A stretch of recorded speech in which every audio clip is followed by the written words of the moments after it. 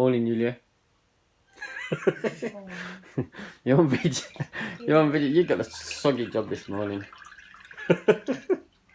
Okay, so this is the Growlay from Parthy. We're just, just a quick test and experiment and such like, as you do with the new filaments that come in. And this is, you've got to be really gentle with this, yours, because we found that they actually separate, depending on how you're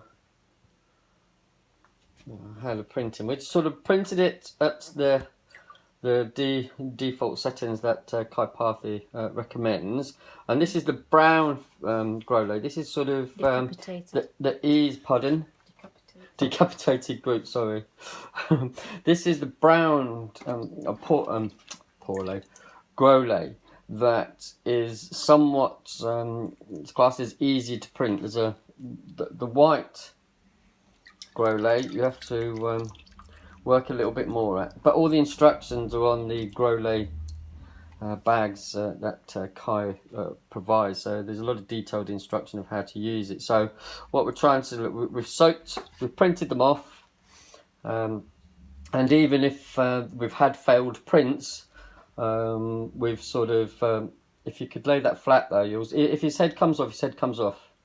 Well, only because we had several failed prints. We tried printing on the Kosovo, we printed on a couple of other machines, and also I can't remember what they were because Nigel was printing them off. I think it might be the NEQ Mega, because Nigel printed a few off and we printed some off. And what we're going to use is all the parts. We've got a show this coming Thursday at the Hive in Southend, or with the Hive Tech City in Southend on the Sea. So we thought if we get these printed when the filaments arrived last week, so you've got to soak them for 2 or 3 days, which we've done over the weekend. Oh, wait a minute. Let me just try and catch up. We've got your green fingers. You love your gardening though, don't you? I do. Right, okay, cool. So you never thought you'd do gardening in 3D printing? Not yet. Please, gardening in 3D printing in one go. So so what it is that we soaked them over for a few days over the weekend, and just got them out this Monday morning. And as mustard seed is supposed to grow fairly quickly, the old mustard cress, I remember doing that in school about 3 centuries ago, and we thought we'd use that. So we just popped down the shop, B&Q, DIY, for £1.38 for these seeds. And all we're going to do, whether this is the right way to do it or not, we're just literally going to sprinkle them all over the various prints, whether they failed or otherwise, and trying to see what happens over the next few days. I think we're going to try and make them warm, so make it warmer, a bit more humid in here, so we might have to put the heating on in the unit, but gently spreading them all over. I think, look at that, yeah, cool. Look, if I just get a bit closer, we compartmentalize the seeds. It's cool. Groot. I think you can. You put them some inside his head as well. It'll be interesting because it'll